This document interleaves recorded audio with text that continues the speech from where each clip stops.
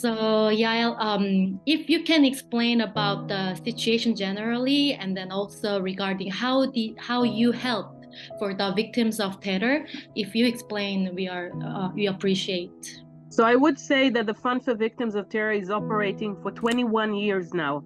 It was founded at the Second Intifada in 2002, and the aim was to support victims of terror in Israel in several ways.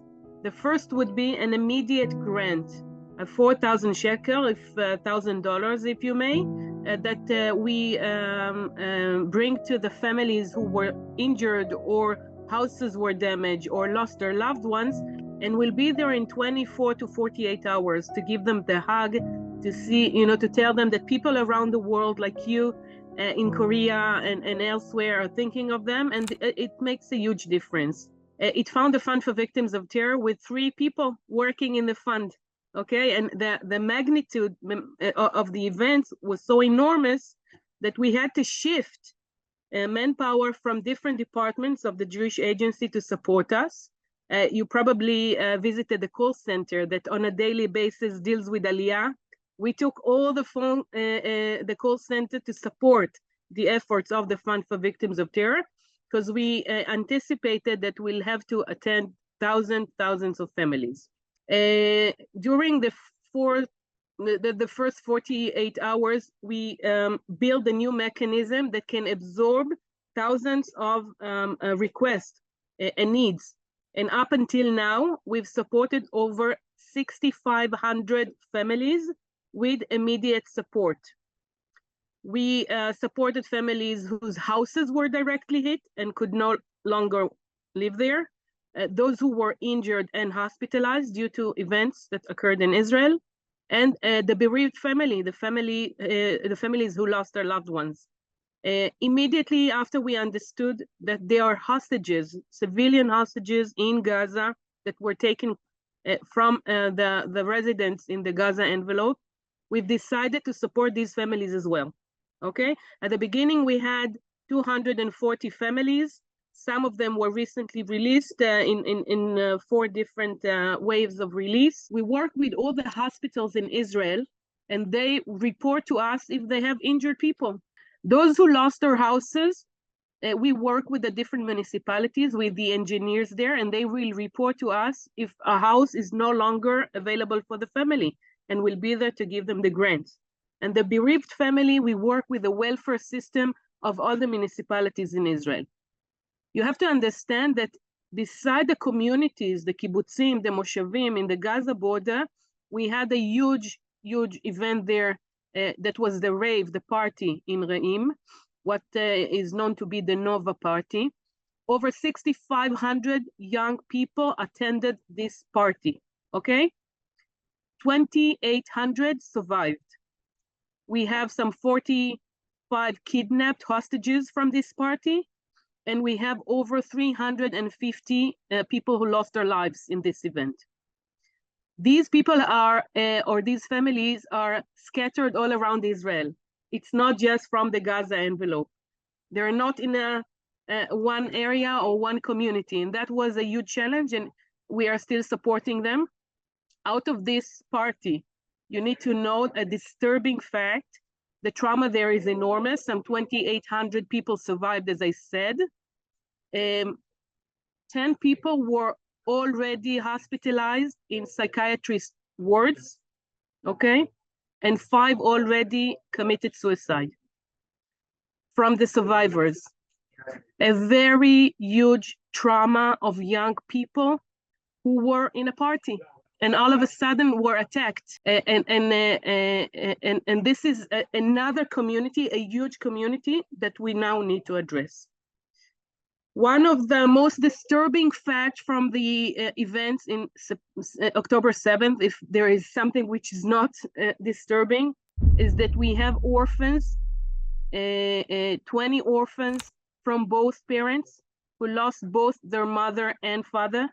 We have some 96 orphans from one parent.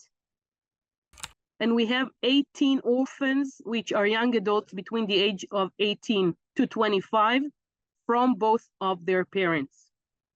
Now imagine a family who both parents were killed, assassinated. And now the grandparents, which are, you can imagine, older, should raise young kids, sometimes 3 and 4 kids in a family. And this is something that we really, really need to support. Even if we have one parent who is still alive, you can imagine the trauma of losing one parent. So even the orphans from one parent, this is a very, very disturbing situation. I want to share some of the stories of the orphans, okay, with you. Another family is the Idan family, Ro'i and Smadar. They're in their early 40s. Ro'i was a photographer for Ynet, one of the leading websites in Israel. Early that morning, he actually, as he does in each one of the escalation, was trying to get footages for the newspaper, and he was killed. His wife, Smadar Mor Idan, 38 years old, in Kfar Aza, was also killed. And their 3-year-old daughter, Abigail, was taken. Her 2 siblings, Michael and Amalia. Michael is 9, Amalia is 6. They managed to hide themselves in a closet, but Abigail was taken and kept in captivity for over 50 days. She was recently released, and the grandparents will raise all the 3 siblings. Now you can imagine 3 very, very young kids. She actually, Abigail, celebrated her 3rd birthday in captivity by Hamas. She wasn't here. The entire country stopped and mentioned that this is her birthday. She's not with us. And thank to God, a couple of days ago, she was released to her families, her uncles and grandparents will raise her, and her 2 siblings were very, very happy to welcome her. I'm not sure she even knew that the parents were killed. I don't know if she realized that while she was in captivity, but one of the family that were in captivity with her took care of her while she was there, because she had no parents. And some of the ladies that were hostages with her took responsibility on her well-being, and now she's back with us. Shiran Tamam was a young woman, and she and her husband Adil went to the party in Re'im to celebrate. It's something that many people do, over 3,500 people attended that party. On a day before that terrible morning, she was a hydrotherapy instructor. She took care of people, tried to heal them, tried to support them. They were both murdered, and they left 2 daughters, age 8 and 10. They will now be raised by their family. But you can imagine 2 ladies or 2 young girls without their mother going to adolescence, puberty, all the, whatever a young girl goes through life. And they will not have this, and they will not have their mother. These are just some of the stories that we need to take care of.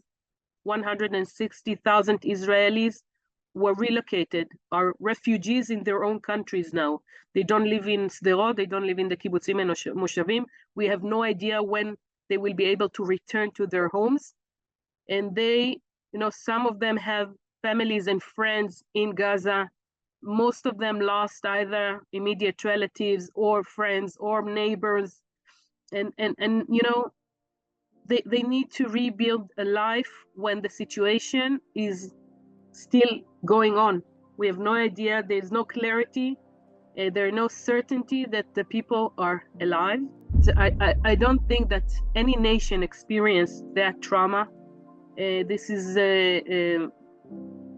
by all means the worst attack on Jewish communities and Israel since the Holocaust. We are not afraid to use that word anymore.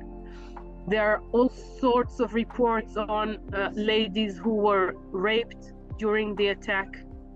Horrific stories. And now we see ourselves as the partners of this community to rebuild their lives. It will take probably years for some of them, and we will be there to support.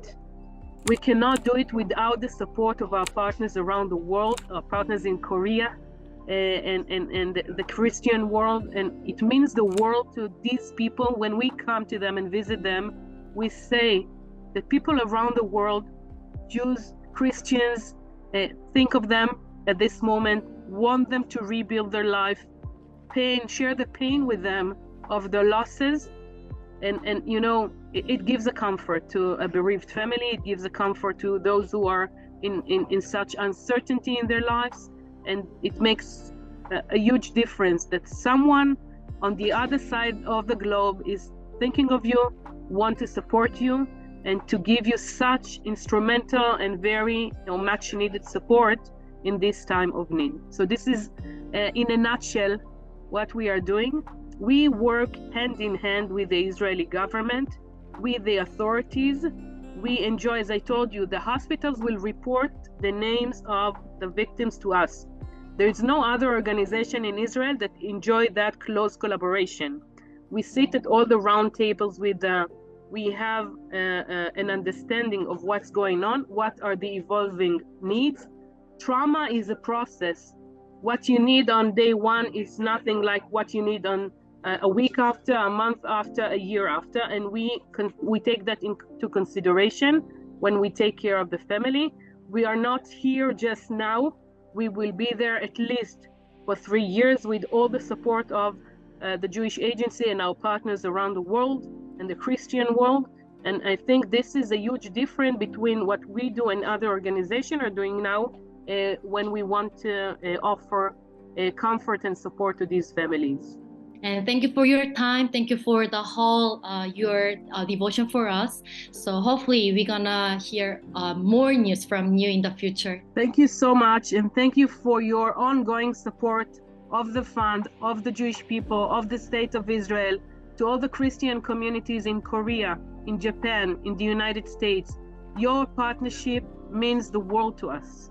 You have no idea how much your support encourages the families who just lost their loved ones. Their entire world was shattered, but knowing that someone around the world is praying for them, is thinking of them, want them to rebuild their life, it means the world to them and to us in the JEWish Agency. We will be here to share the stories and the accomplishment that we achieved together, thanks to your support in Korea, in Japan, in the United States. Thank you so much. And may God be with us and peace will be in Israel. Thank you so much.